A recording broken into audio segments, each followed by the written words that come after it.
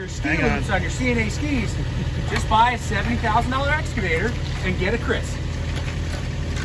How much was the excavator?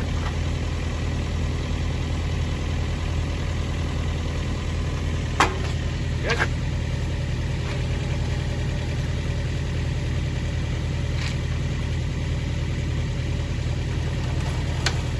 A little more. A little more. Okay.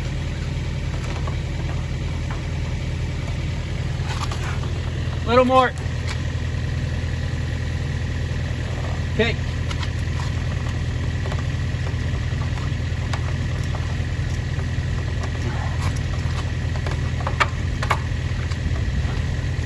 Get yourself a nice snap-on hammer.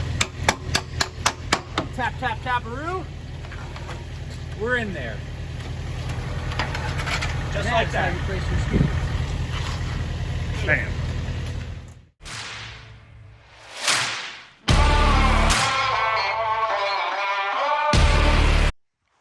Oh boy. Where did the parts go?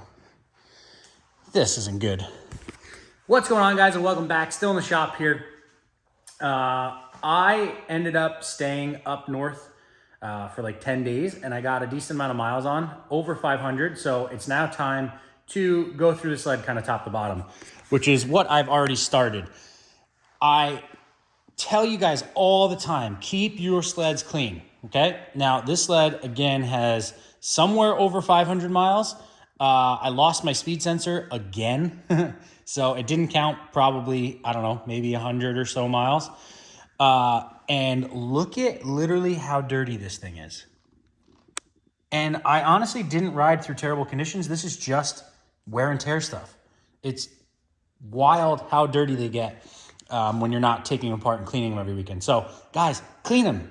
Clean them from time to time. I know it's hard to if you're busy guy or busy girl, but man, these things need some loving. But anyway, front shocks are off. We're doing a little spring-a-ling change on them. See if we can get this thing to work a little bit better. Again, we just put the Ice Age rails in. This is actually the same day. I'm just now continuing on. Hopefully, again, be on snow next week. So I'm going to make sure this thing's ready. I don't know when I'm going to be going up, but obviously 500 mile is chain case service stuff. So we're going to get inside there. We're going to check brakes. I got to get back there anyway to change the speed sensor. So we're just going to kind of start diving into this. Obviously, I don't need to nut and bolt the rear skid because I just put that together. But normally I'd go through and touch every single bolt, make sure everything's tight. You know, Polaris does a good job of, you know, making sure that things don't fall off. But, you know, as vibrations happen and things can just happen, period. So we're going to go ahead and go through these. We're going to officially mount my my Rocks gauntlets behind them. Again, I know that I'm supposed to take this off and it slides over and it fits perfect. That's why they're made like that. But I can't get rid of the white. So I'm going to mount them behind it. I did it last year, so I don't have to deal with this thing falling down all the time. So again, big shout out to Rocks. These things literally work so good. My hand's always cold. Just like I do every year, I try to just run regular hand guards, and it didn't last long. As soon as it got under freezing, which we rode a lot above freezing, as soon as it got below freezing, my hands are cold. This seat, I don't know how I've ever lived without it, to be honest with you. This thing has been literally so good to me. It connects you to the sled very, very well. But anyway, we're going to go ahead, pull the hood off and start getting all of this crap apart. Boosts are definitely not the easiest to get to the chain case on. They're not the worst either, but you know, a few extra steps. I went into detail, I'm pretty sure, on that last year. And then over on this side, we gotta pull stuff apart and clean it and really get to the bottom of cleanliness on this. And again, guys, I'm probably going to, now that I have 650 miles, give or take, on this belt, I'm actually going to throw one of the new ones in and see what that does. I normally swap them in and out every 600-700 miles because they take a beating. Definitely not easy on equipment. But anyway, I'm going to go ahead and start ripping this thing apart. Every time I pull the camera out, you just want to play. What's with you? So, as I said, boosts are a couple extra steps. I went into detail last year. Pretty much you got to take the intake plenum off, 4 exhaust springs here, lift turbo out of the way, and you got to get the exhaust high enough to get over that. This year I did not pull the sensor out. I just disconnected it because it's a pain in the butt trying to get to it behind there. But I already went through and cleaned it. I didn't get into the chain case yet, but that'll all get cleaned. And on this side, went through and cleaned a ton already. I still need to continue cleaning. Might pull that primary part and just get it even better. I'm gonna get some compressed air. I gotta get the compressor going and blow it out and see how much comes out. If it's a lot, then I will open it up and I'll get in there. But not too bad. Like I said, my speed sensor went bad again. I don't know if it's from my braking or if it was just a defective product. It would work sometimes, not work other times, work sometimes, not work other times. So we have a new one of them. But I get inside the chain case, guys. I've gone over it before. Brief explanation. Pull the pads out. You got to get your caliper off. The easiest way to get to that back caliper bolt is a swivel head, a 3/8 swivel on a short 15 mil socket. It's not too bad. That'll pop off. Actually, before you take your pads off, break this free. It'll all pull off. And once I get inside of it a little bit further, I will show you guys. But moving and grooving. Looks like I am going to be on snow, potentially with Bruce and the 9Rs. Wink, wink. This weekend, so I need to get this all wrapped up and done and thrown in the Nitro trailer and ready to go up there. But I will show you guys once I get inside this thing. We got her opened up. This is a public service announcement for all the people that are like, why do we need a service at 500 miles? Look at this oil, guys. Don't mind the stick that was in there. This is blacker than black. This is why you need a service. It's disgusting. Not to mention,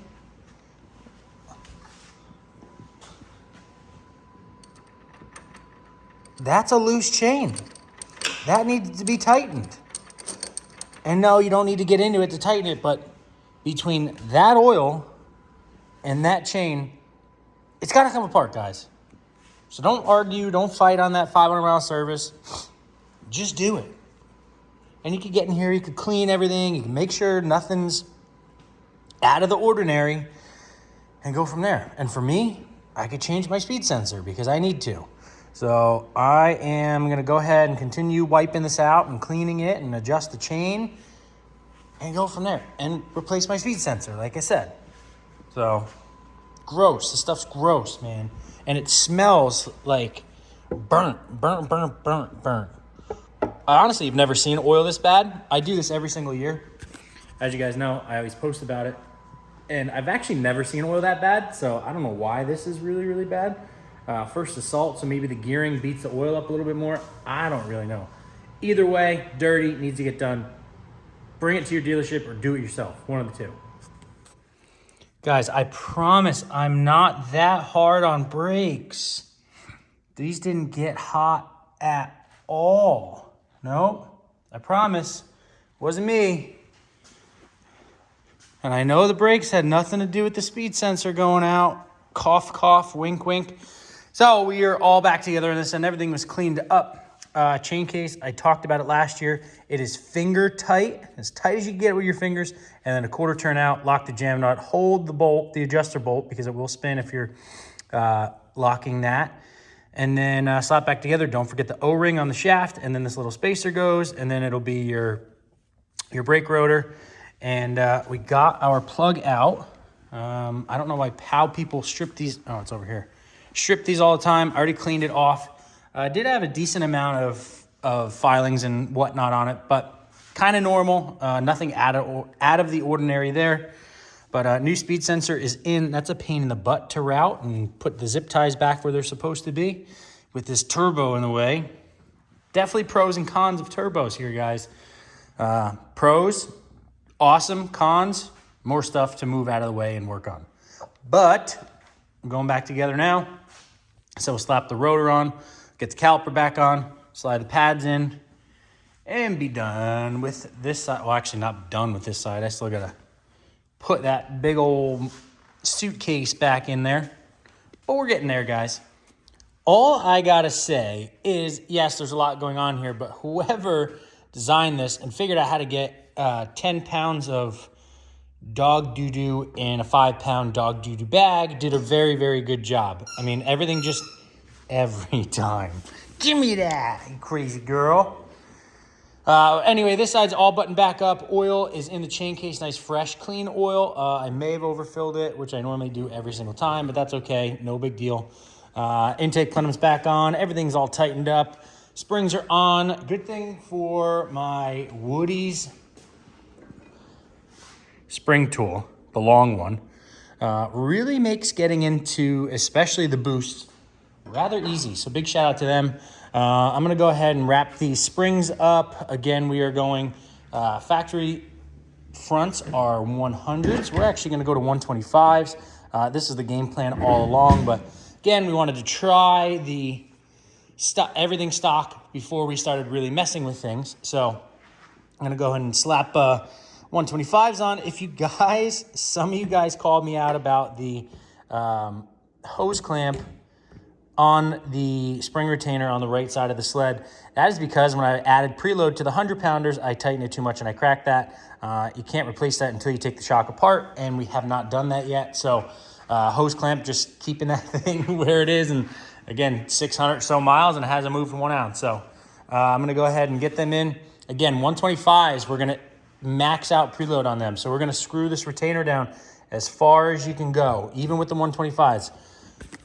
We're trying to get the front of the sled up, some of the track off the ground, get it to settle down a little bit. So now the limiter strap is back out. Now we're gonna try a different way. So it's a learning curve this year. I swear, guys, it's like clockwork. Every time I grab the camera, she just wants to play. All right, you gotta hold on. I gotta finish this video. Okay. She is 100% back together. And as I say that, I realized that I did not plug the hood back in. Plug the hood back in. I don't know what I just said there. Okay, now we're back together. Clutches are clean. You have no idea how much belt dust and everything came out of that primary. I blew it out, cleaned it, blew it out, cleaned it, blew it out, cleaned it. You could see, I got to go back in there and wipe that all back down. I just realized how dirty that is still. But cleaned everything, threw a new belt on it. We're going to break that belt in. Got our Rox gauntlets all mounted up the proper way so they don't sag and hang down anymore. I even got my Cobra pull cord handle installed. Not that I use it, but it looks really, really, really good. So big shout out to them. I met them guys out in Heydays, and they were super awesome to jump on board and supply me with some products. So big shout out to them. But maintenance, guys, is done. It's time to, I just got to put it up on the stand and just check track alignment and tension again once I run it. But aside from that, she's ready to hit the snow. So I am definitely going to be on snow this weekend in, I don't know where yet, but hopefully I'm with Bruce and the 9Rs. Wink, wink. Surprise for you guys coming. But that is going to do it for this video, guys. I hope it helps. Again, check your sleds, maintain them. You're riding them in the middle of the night or in the middle of the day and it's freezing cold out. You do not want to be left stranded. So stay up on your maintenance. Don't let it slack. I know it's a lot of work. It's not really a lot of work, but I know it's work and I know everyone's busy and everyone has jobs and so on and so forth, but don't put it aside, guys. You don't want to be left stranded. But that is going to do it for this video, guys. Make sure to like, make sure to subscribe, and I'll see you guys in the next one. Look at that. See that? You did it so good. Go.